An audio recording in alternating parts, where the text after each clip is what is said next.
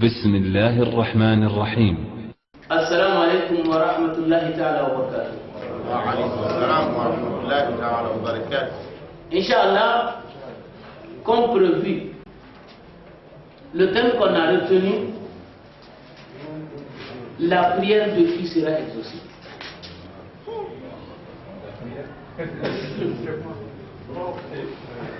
À la lumière de ce qui va être exposé, chacun de nous, tel que nous sommes en train de prier, chacun verra si Dieu a accepté sa prière oui ou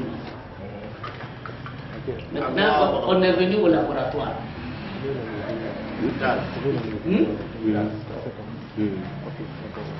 Allah subhanahu wa ta'ala nous dit dans Hadith al-Qudsi, إنما أتقبل الصلاة ممن تواضع بها لعظمته ولم يستطل على خلقه. Dans ce hadith al-Qudsi, Dieu dit, j'exauce ou j'accepte la prière de celui qui établit cette prière à cause de ma grandeur. Par crainte de Dieu, il fait sa prière et il ne se vante pas. Il ne se montre pas aux yeux des autres. Moi je prie, toi tu ne pries pas.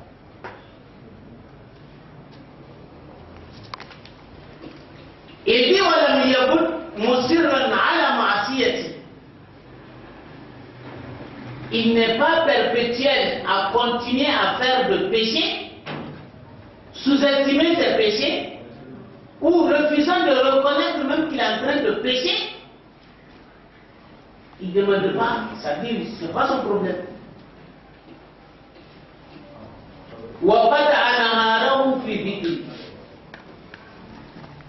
Il a passé la journée en m'évoquant.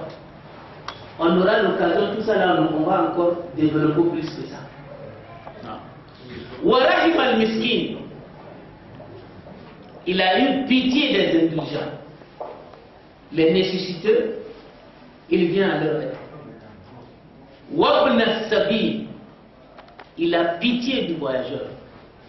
Et aujourd'hui, il n'est secret pour personne. C'est l'étranger qu'on arnaque. On vous voit étranger, ce qui se vend à 500, on vous dit 1000 francs. Une course de 300, on vous dit 2000. Vous qui agissez de cette façon, vous priez, Dieu n'accepte pas.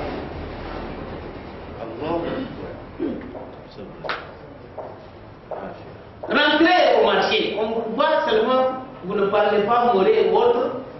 Ça là, ça se vend à 300, ils vont vous dire que c'est 4000. Wal armada. J'accepte la prière de celui qui a pitié de la veuve, la femme qui a perdu son mari. Warahim al-Musab, il a eu pitié de celui qui a un malheur. Des fois, quand vous partez au dispensaire, généralement, là où on doit exprimer la pitié, c'est là-bas qu'on ne la retrouve pas. Au dispensaire. Vous venez, vous n'avez pas l'argent, tant mieux. Si vous mourrez, c'est votre problème. Et la personne peut. Zalika nuru kanuru shams. C'est lui qui arrive à prier sans se vanter. Celui qui commet le péché, qui sait qu'il a commis le péché, il demande la rémission de ses péchés chaque fois. Celui qui a passé toute la journée en pensant à Dieu, il a pitié donc du pauvre, il a eu pitié du voyageur, il a eu pitié de la veuve, il a eu pitié des handicapés, celui-là, Dieu dit que j'accepte sa prière. Et parmi les créatures, la lumière que je vais lui donner, c'est comme la lumière donnée au soleil. Et Dieu continue, il dit, je l'assiste avec ma force.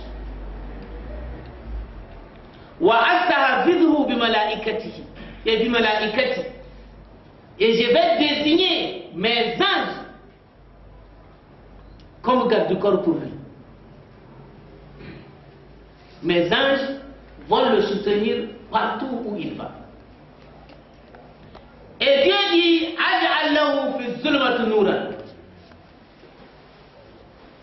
s'il est dans l'obscurité, dans des ténèbres, je vais l'éclairer. Et il dit, quand il va se retrouver dans des situations confuses, où il est très difficile de prendre une décision, je lui donnerai la solution à son problème. Et Dieu dit, وَمِثْلُهُ فِي خَلْقِ الْفِرْدَوْسِ فِي الْجَنَّةِ. Sa place parmi les fidèles, c'est comme la place qu'occupe Firdaus parmi les compartiments du paradis. Et là, on va rentrer dans l'explication de ce hadith. Ici, on nous dit dans ce hadith, Ahamiyat al-Salat, l'importance de la prière. La prière est tellement importante. Dieu lui a désigné un temps précis. Dieu a ordonné à ce que les mosquées soient construites pour aller célébrer. Et Dieu a encore voulu qu'il y ait un appel.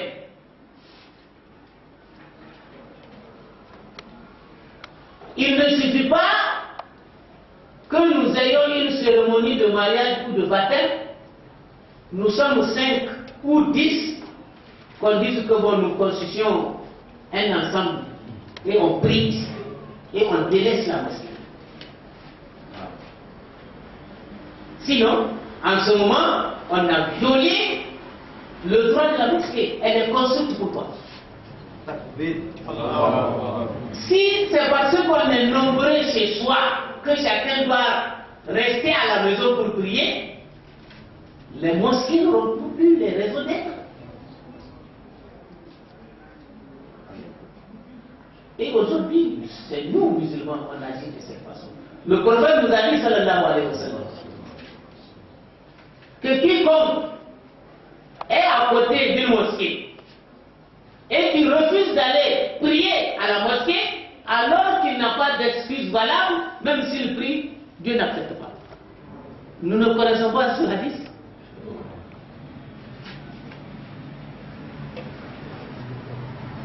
Et Allah subhanahu wa ta'ala qui a instauré l'appel à la prière, on convoque qui à la prière? C'est le musulman.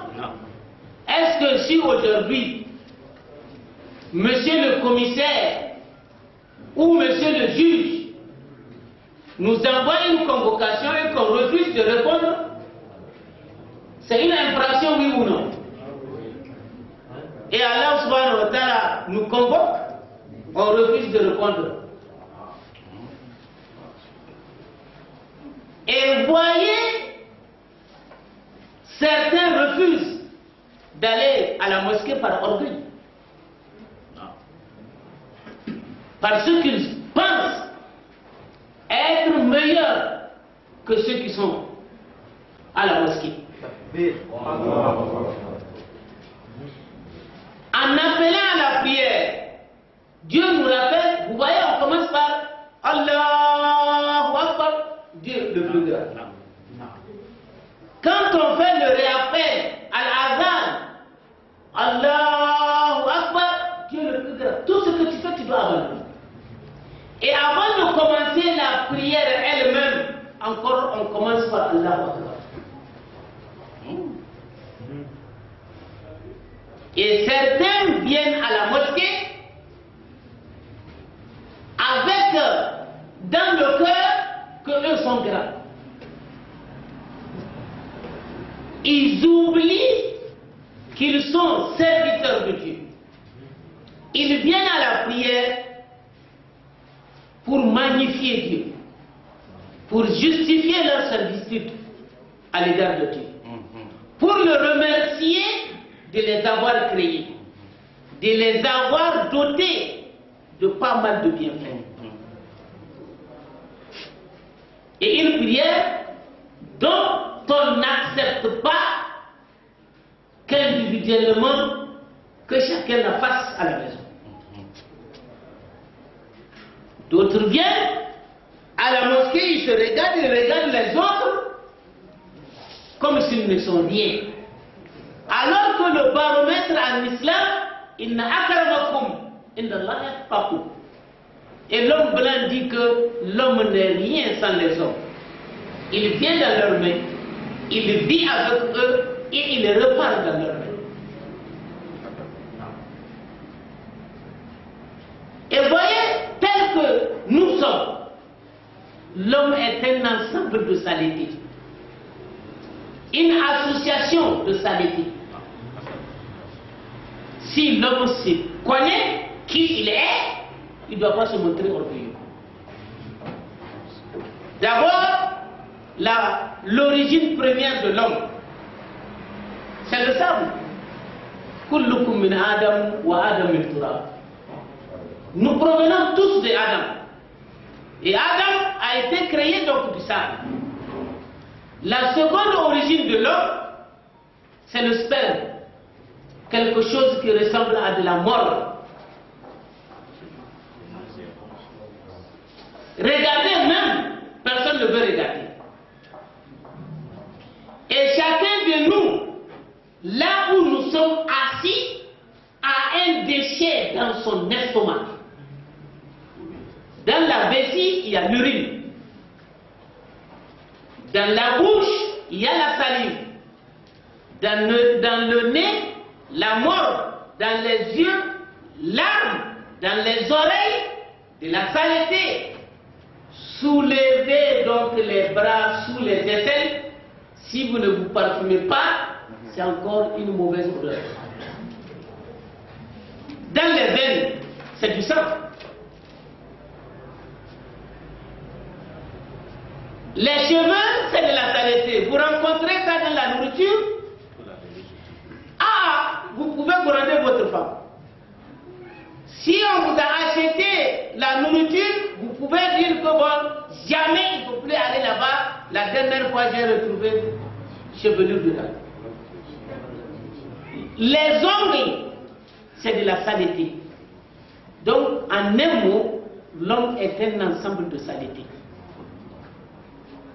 Il y a un chanteur qui dit que, fort heureusement, parmi les créatures, Dieu a honoré l'homme en lui demandant de se vêtir.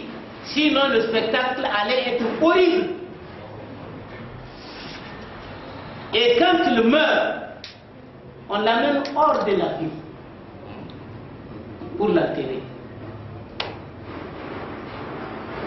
Est-ce réellement on doit être orgueilleux? À la lumière de ce qui vient d'être exposé. Et celui qui pense être plus important que les autres, j'ai une tête, lui il en a combien? J'ai deux oreilles, il en a combien? J'ai deux yeux, il en a combien? Et vice versa. Donc le baromètre, inna akramakum indallahi atqakum. Si le gars vous dépasse en crainte, en foi, en piété, il est plus important que vous. En dehors de ça, nous sommes tous égaux devant Dieu.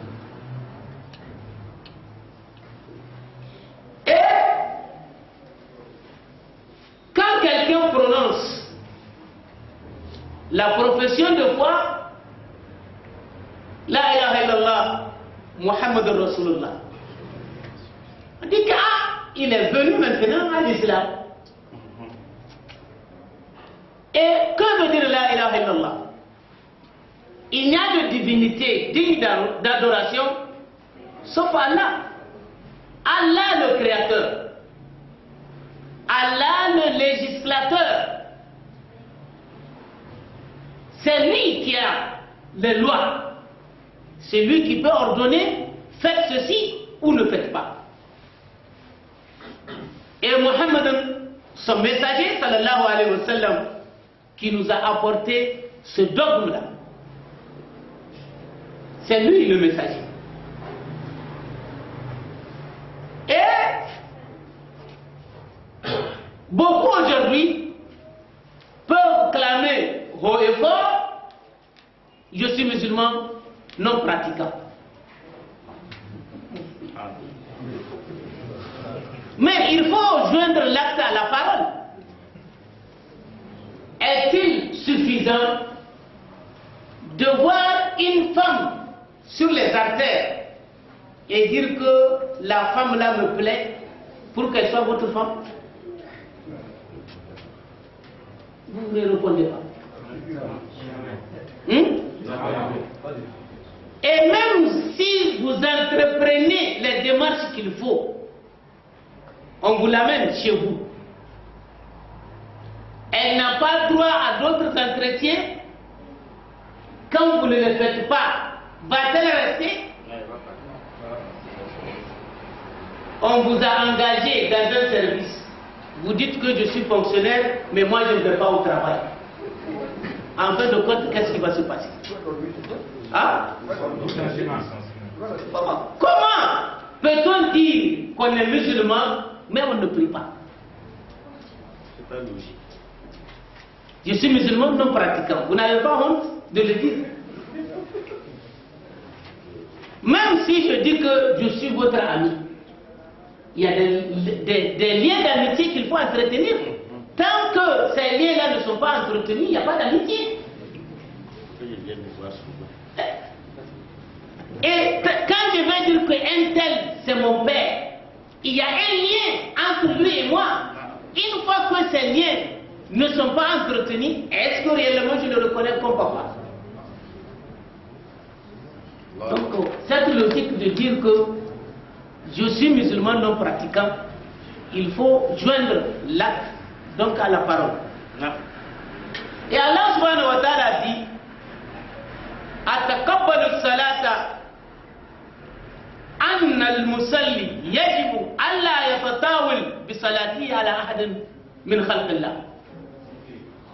Dieu dit, j'exauce ou j'accepte la prière de qui? De celui qui ne se vante pas avec sa prière. Aujourd'hui, que Dieu nous préserve. Beaucoup se disent orthodoxes. Moi, je suis sunnite. Ils se vantent avec ça. Dieu ne veut pas. Il y a des gens, vous rencontrez un lundi. Vous ne jeûnez pas, vous achetez quelque chose pour leur donner. Ah, aujourd'hui, hein, moi, tous les lundis, je dis je jeûne. Pour prouver aux gens que je jeûne, ça devient capital. Et quand chaque fois que vous vantez avec ce que vous faites, c'est zéro. Ça tombe. Et les oulémas nous disent, quelqu'un qui rentre au marché avec une valise pleine de papier ou de cailloux, il se promène dans le marché, il arrive quand même à berner les gens afin qu'on croit qu'il est riche. Et les gens peuvent croire. Mais en vérité, est-ce qu'il peut acheter quelque chose dans le marché avant de sortir? Jamais. Et il a berné qui? C'est comme ça que tout celui qui se vante, il ne fait pas à cause de Dieu, Ils se vantent devant les gens que moi je fais ceci, je fais cela. Oui, les gens ont vu. Mais qui va payer le jour de la résurrection? Étant donné qu'on n'a pas travaillé pour lui, va-t-il payer? Hein? Il ne va pas payer. Donc on continue. Et venir prier, c'est reconnaître la grandeur d'Allah, reconnaître sa propre servitude. En venant prier, ce qui est très important pour l'homme, qui est son visage, là où on apprécie tout un chacun qu'il est beau ou qu'elle est belle, c'est le visage, non? Oui. Et c'est ça qu'on recommande de poser sur le sol. Sur un endroit qui est le plus vide. Le sol est plus vide que quoi que ce soit. On verse de l'eau sale sur le sol, on chie, on irrite, on construit, on court, on fait tout. Certains, quand ils viennent prier, d'autres, c'est leurs cheveux qu'ils posent sur le sol. Le messager a dit, sallallahu alayhi wa sallam, l'homme m'a ordonné, en me prosternant, de poser cet endroit au sol. Non. Le visage. Non. Les deux paumes de main. Non. Les deux genoux. Et les pieds. Ça va. Est-ce que c'est comme ça que nous prions? Si l'on sort de ce cadre, soit on est orgueilleux, soit on ne sait pas comment il faudrait le faire. Et tout à l'heure, nous avions dit qu'il y a deux choses, au moins en nous. Le déchet et l'urine. Si ces deux-là nous appellent tout de suite, chacun va laisser ce qu'il est en train de faire. Allez répondre à un endroit sale. Quand il aura fini, il met la main pour laver. Et il se rabaisse. Il se soumet à leur ordre. Dieu, le Seigneur demande, t'appelle, tu ne réponds pas. Et quand tu y vas, regarde comment tu fais tes sujoud et tes génuflexions. Là, on va assalamu alaikum.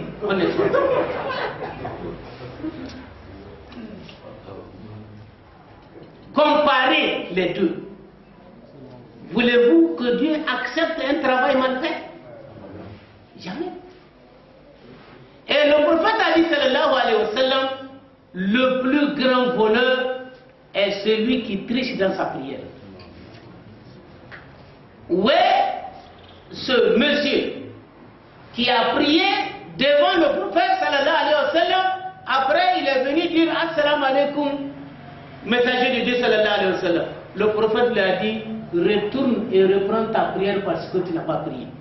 Il a fait la même chose 3 fois. Le prophète lui dit que tu n'as pas prié. Il dit que je te demande à cause de Dieu de me montrer comment est-ce que l'on prie. Le messager lui a dit, sallallahu alayhi wa sallam, comment la prière doit être faite. Il y a certains parmi nous, quand vous êtes à la mosquée, vous regardez certains prier, c'est comme s'ils disent que bon, Allah, tu nous as dit de venir prier, non? Voilà. J'ai prié. Voilà ta prière.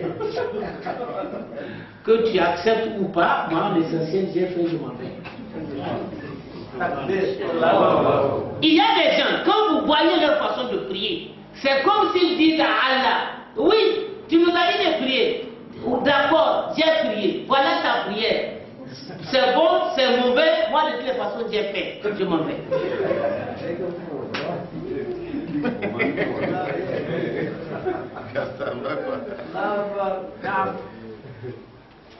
Malgré leur savoir,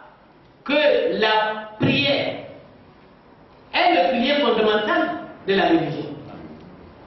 Le prophète a dit, sallallahu alayhi wa sallam, tout celui qui s'agrippe à la prière,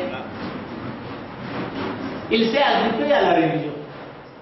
Et tout celui qui abandonne, qui néglige la prière, il a négligé la religion. Et aujourd'hui, que chacun de nous voit son comportement vis-à-vis de la prière. Je n'ai pas besoin, il y a un adage qui dit, et chacun sait le contenu de son ventre. Ce que j'ai mangé avant de venir ici, moi je le sais, vous ne le savez pas. Et ce que vous avez mangé, vous le savez, moi je ne le sais pas. Comment, quel est mon comportement vis-à-vis de la prière, moi je le sais. Et vous, chacun de vous aussi connaît son comportement vis-à-vis de la prière. Donc, chacun est juge de lui-même. Que chacun juge ce qu'il fait par rapport à ce qu'il vient d'entendre. فاسأل مآثرها يجيبك زمانها هي أمة قد عزها قرآنها فاسأل مآثرها يجيبك زمانها هي أمة قد عزها قرآنها بنت العدالة والقرآن